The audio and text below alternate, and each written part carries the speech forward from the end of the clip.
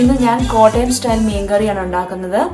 ഇതിനായിട്ട് ഞാനിവിടെ 1/2 കിലോ മീൻ കഴുകി വൃത്തിയാക്കി എടുത്ത് വെച്ചിട്ടുണ്ട്.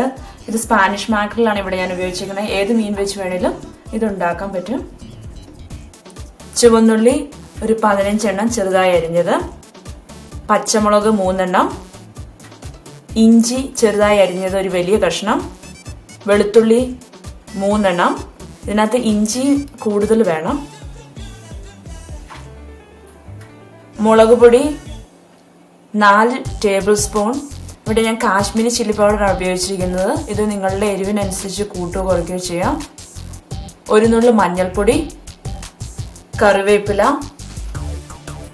കുടംപുളി. ഇത് ഞാനിവിടെ ചെറുതായിട്ട് അരിഞ്ഞ് അത് വെള്ളത്തിലിട്ടിരിക്കുകയാണ്. ഉലുവ 1 നുള്ളു, കടുക്, ഉപ്പ്, എണ്ണ ആവശ്യത്തിന്. ആദ്യം തന്നെ ചട്ടി ചൂടാകുമ്പം അതിലേക്ക് പാകത്തിന് എണ്ണ ഒഴിച്ചു കൊടുക്കാം. മീൻകറി എപ്പോഴും മൺചട്ടി വെക്കുമ്പോൾ കൂടുതൽ ടേസ്റ്റ് ഉണ്ടാവും. എണ്ണ ചൂടായി കഴിയുമ്പോൾ അതിലേക്ക് നമുക്ക് കടുക് ഇട്ട് കൊടുക്കാം.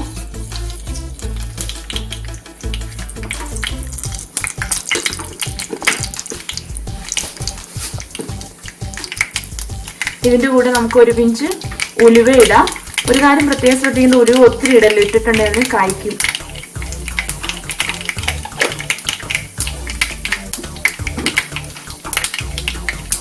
ഉലുവയും കടുകും പൊട്ടിക്കഴിയുമ്പോൾ അതിലേക്ക് നമുക്ക് ചുവന്നുള്ളി ഇട്ട് വഴറ്റാം.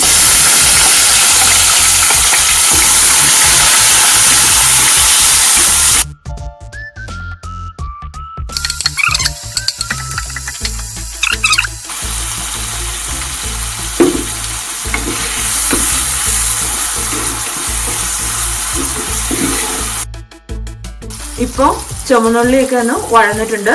ഇനി ഇതിലേക്ക് നമ്മൾ എടുത്തു വെച്ച മുളക് പൊടിയും മഞ്ഞൾപ്പൊടി ഇടാം.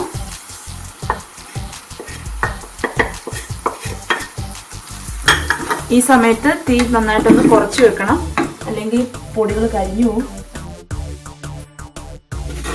പൊടികളിലെ പച്ചമണം നന്നായിട്ടൊന്ന് മാറണം പതുക്കെ. ഇനി കുറച്ച് കറിവേപ്പില ഇടാം.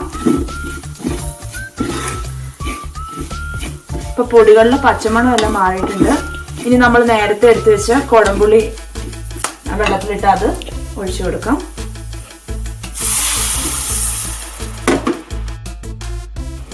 ഇനി ആവശ്യത്തിന് വെള്ളം ഇതിലേക്ക് ഒഴിച്ചു കൊടുക്കാം. ഇനി ഇതിലേക്ക് ആവശ്യത്തിന് ഉപ്പ് ഇടാം. ഇനി ഇത് നന്നായിട്ടൊന്ന് തിളയ്ക്കണം. തിളച്ച് കഴിഞ്ഞിട്ട് നമുക്ക് മീൻ കഷ്ണങ്ങൾ ഇടാം. ഇനി ഇതിലേക്ക് നമുക്ക് മീൻ കഷ്ണങ്ങൾ ഇടാം. ഇതിലേക്ക് കുറച്ച് കറിവേപ്പില ഇട്ട് വെക്കാം.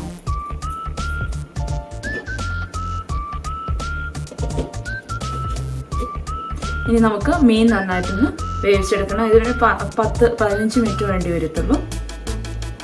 ഇപ്പോൾ ഒരു 10 മിനിറ്റ് കഴിഞ്ഞിട്ടുണ്ട്. മീൻ ഒരുമാതിരി വെന്തിട്ടുണ്ട്.